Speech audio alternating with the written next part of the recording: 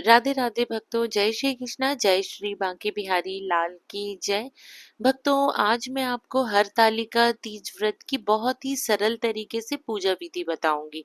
इसके साथ ही हम यह भी जानकारी प्राप्त करेंगे कि 2025 में हरतालिका तीज व्रत का शुभ मुहूर्त क्या है, चौकी हमें कब उठानी है और साथ ही चौकी पे रखे हुए सामानों का हमें क्या करना है। तो भक्तों देखिए, इस वर्ष 2025 में 26 अगस्त के दिन हरतालिका व्रत का पूजन होगा। यह पूजा हमें शाम के समय करनी है। शाम के समय जब आप ये पूजा करेंगे तो हमें एक चौकी लगानी है। चौकी पर हम लाल रंग का वस्त्र बिछाएंगे। थोड़े फूलों का आसन लेके हम शिव परिवार को विराजमान करेंगे। मेरे पास शिव परिवार का विग्रह है तो मैं विग्रह ही विराजमान करूंगी। अगर आपके पास फोटो है तो आप फोटो को विराजमान करें। भक्तों, मैं आपको हरतालिका तीज व्रत की बहुत ही सरल विधि बता रही हूँ। आप चाहें तो शाम के वक्त भी आप पंचामृत स्नान करा सकते हैं, या फिर आप सुबह के टाइम भी आप पंचामृत स्नान कर ले तो शाम के टाइम आप ओनली स्नान करा के या फिर जल की छींटे देकर भी ये पूजा कर सकते हैं। भक्तों, अब हम यहाँ पे शुद्धिकरण करके हम सर्वप्रथम यहाँ पे हम दीप प्रज्वलित करेंगे, क्योंकि दीप हमारी पूजा का साक्षी होता है। उसके बाद भक्तों हम यहाँ पे तिलक करेंगे। तो यहाँ पे हम शिव परिवार को तिलक करेंगे। तो यहाँ पे मैंने तिलक कर दिया है। माता पार्वती जी को मैं कुमकुम से तिलक कर रही हूँ, हल्दी से तिलक कर रही हूँ। तो इस तरीके से भक्तों देखिए, मैंने यहाँ पे तिलक कर दिया है।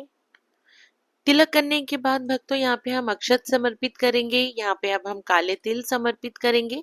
तो आप देख सकते हैं इस तरीके से मैंने यहाँ पे काले तिल समर्पित कर दिए हैं। उसके बाद भक्तों देखिए, अब हम पुष्प समर्पित करेंगे। तो पुष्प आप कोई से भी आप समर्पित कर सकते हैं। तो यहाँ पर मैंने पुष्प समर्पित कर दिए हैं। माता पार्वती जी को मैं लाल रंग का पुष्प समर्पित करूंगी। तो हो सके भक्तों आप पार्वती मैया जी को आप लाल रंग का ही पुष्प समर्पित करें। भक्तों, पुष्प समर्पित करने के बाद आप बेलपत्र, धतूरा आप ये भी जरूर समर्पित करें। अगर आपके पास ये नहीं है तो शमी पत्र हो तो आप शमी पत्र समर्पित करें। लेकिन आप इनमें से बेलपत्र, धतूरा आपको ये जरूर समर्पित करना है। नहीं हो तो आप शमी पत्र भी समर्पित करते हैं। अगर शमी पत्र नहीं है तो आप बेलपत्र तो एक कम से कम आप समर्पित कीजिए। तो यहाँ पर मैं 5 शमी पत्र समर्पित कर रही हूँ और मैं यहाँ पे श्री शिवाय नमस्तुभ्याम का मंत्र का जाप करते हुए, नाम लेते हुए मैं एक एक पत्तियों को भगवान शिव शंकर जी को समर्पित कर रही हूँ। तो इस तरीके से भक्तों देखिए, मैंने यहाँ पे 5 पत्ती ली हूँ और मैंने समर्पित कर दी हूँ। अब मैंने जो दीप प्रज्वलित किया था, अब मैं उसे तिलक कर रही हूँ। तो यहाँ पे मैंने दीप को तिलक कर दिया है। तो इस तरीके से मैंने हल्दी कुमकुम से दीप को तिलक किया है। उसके बाद भक्तों मैंने यहाँ पे अक्षत समर्पित किए हैं। अब मैं यहाँ पे काले तिल समर्पित कर रही हूँ और कुछ तिल मैं यहाँ पे दीप में भी डाल रही हूँ, ताकि कहते हैं भक्तों कि जितने तिल चटकते हैं उतने ही आपके कष्ट दूर होते हैं। इसलिए यहाँ मैंने तिल समर्पित दीप को भी कर दिया है, पुष्प समर्पित कर दिया और मैंने इसके बाद हाथ जोड़ लिया। इसके बाद भक्तों अब यहाँ पर हम भोले बाबा को हम यहाँ पे वस्त्र समर्पित कर रहे हैं। तो यहाँ पे मैंने कलावा को, शिव परिवार जी को कलावा रूपी वस्त्र समर्पित कर दिया है। मैंने यहाँ पे जनेऊ समर्पित कर दिया है। इसके बाद माता पार्वती जी को लाल रंग की मैं चुनरी समर्पित कर रही हूँ। तो इस तरीके से भक्तों देखिए, मैंने यहाँ पे चुनरी समर्पित कर दी हूँ।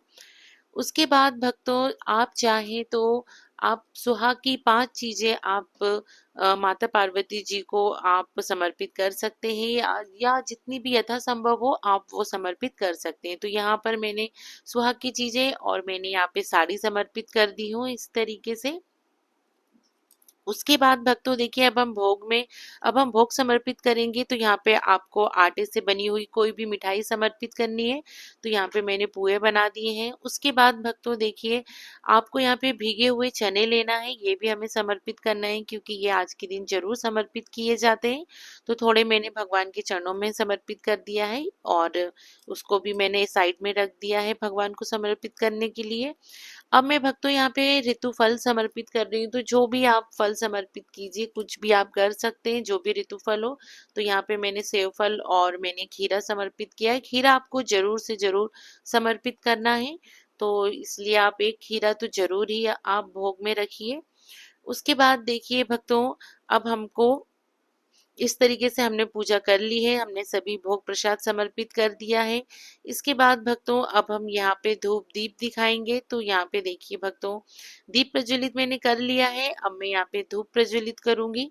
तो यहाँ मैं भगवान को धूप दिखाऊंगी। तो इस तरीके से मैंने यहाँ पे धूप दिखा दी हूँ।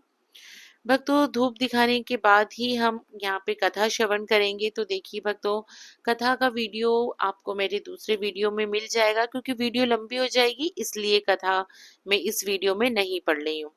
तो भक्तों यहाँ पे पहले आप दक्षिणा समर्पित कीजिए, उसके बाद आप दक्षिणा समर्पित करने के बाद आप कथा श्रवण करेंगे। तो कथा श्रवण करने के लिए भक्तों आपको हाथ में या तो आप ये भीगे हुए चने ले लीजिए या फिर आप अक्षत ले सकते हैं।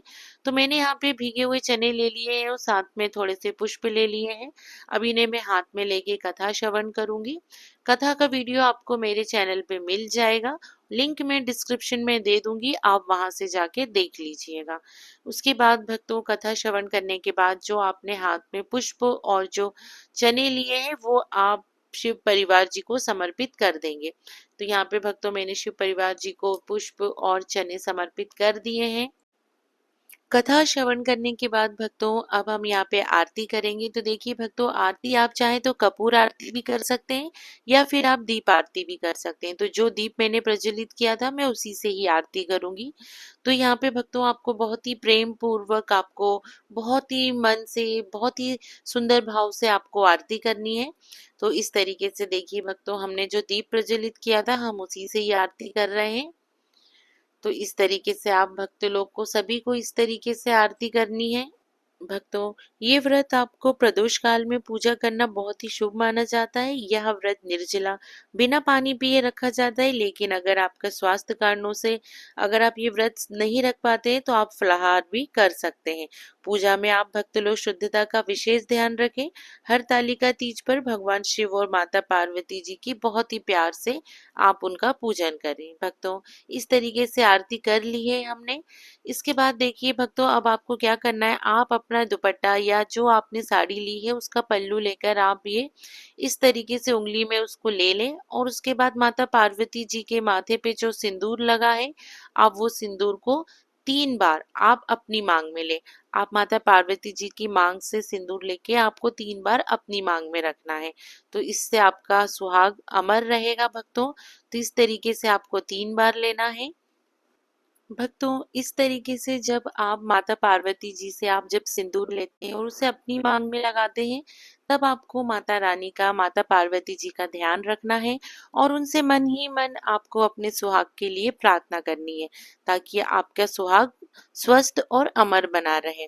भक्तों उसके बाद आप हाथ जोड़कर आपको प्रार्थना करनी है। तो जो भी आपसे पूजा में भूल चूक हुई है उसके लिए क्षमा याचना करें और उसके बाद अपनी मनोकामना आप शिव परिवार जी से अपनी मनोकामना पूर्ण होने के लिए प्रार्थना करें। भक्तों इस तरीके से आपकी ये पूजा पूर्ण होती है। भक्तों जो आपने कलश का लोटा लिया था उसका उसका जल आप थोड़ा सा अपने हाथ में लेके चौकी पर से 2 बार इस तरीके से वार देंगे और उसके बाद आप हाथ जोड़ लेंगे। तो इसके साथ ही भक्तों आपकी ये पूजा पूरी होती है। अब आपके पास जो ये एक लोटा जल जो रखा है ये आप प्रभु के सामने रख दीजिए और उसके बाद जिस जल से आपने ये पूजा की थी उसको आप रात में चंद्रदेव को अर्घ दे देंगे।